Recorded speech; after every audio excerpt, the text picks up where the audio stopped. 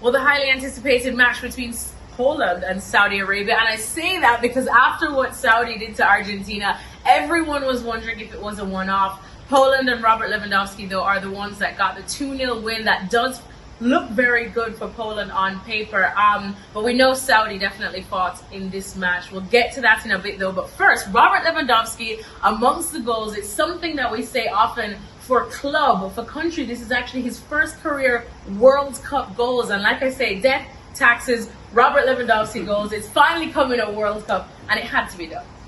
Yeah, and you can see what it meant to him. I mean, he was very emotional. It was a fairly sort of straightforward goal and mistake from one of the centre backs, and gives him the chance to score. But he stayed with his head buried in the turf for quite a long time after he scored. And I think it was a mixture of relief and joy for him. I think that's his 77th international goal. And crazy to think that it's his first at the World Cup. And obviously when he missed the penalty in the first game against Mexico, and he had to go through that emotion and having to lift himself up after that, it was obviously a huge moment for him and for Poland, because it settled the game and a big win for them. Speaking of huge moments, Szczesny, what a game he had overall. Saved penalties and then 5 brilliant saves, we have to say. Like I said, Saudi Arabia were doing the absolute most. But a bit of a redemption song at World Cups, isn't it, for him? Yeah, well, it's 10 years since he got sent off playing for Poland at Euro 2012, which was a home tournament for him. It was a tournament shared with Poland and Ukraine at the time.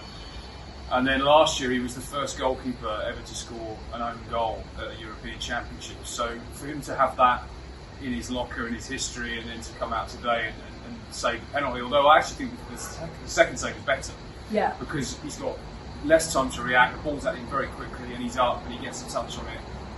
Huge moment for him. And in fact, there was a camera shot of him when the corner was being lined up, and he had a smile on his face. And I just, knowing him, because I used to interview him a lot when he was at Arsenal. Name drop. He will be thinking that's changed the story about me. That moment has changed the relationship that the Polish fans will have with me.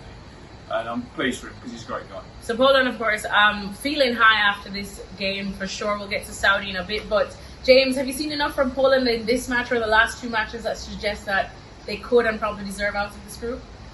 Yeah, well, they're on 4 points now, and most teams, if you get to 4 points with the game left, you're expected to qualify, aren't you? I mean, it's a very difficult group that's been thrown into chaos by that Saudi result against Argentina. So, look, I think all 4 teams will think they've still got a good chance of qualification. But yeah, I mean, Poland have played well enough to think they can get out of the group.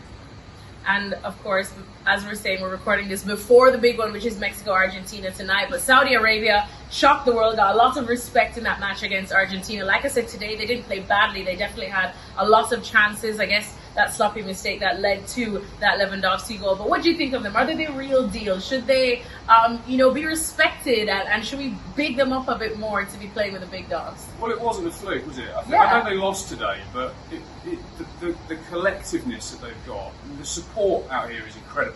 You can't really move for Saudi Arabia fans out here. And at the game, the noise is phenomenal. And you can just see the team spirit that they've got. They lost one of their key defenders in the opening game. They've lost their captain, who was on the touchline today with crutches, and yet they're still going for it. They're still going forward. They're still trying to make things happen. And that easily, 1-0 down, could have been 1-1, and maybe they could have turned it around like they did against Argentina. So, yeah, I mean, they will keep going right to the end, and there's every chance that they could get a point. Which, let's see how it goes, but that could be enough to get them through.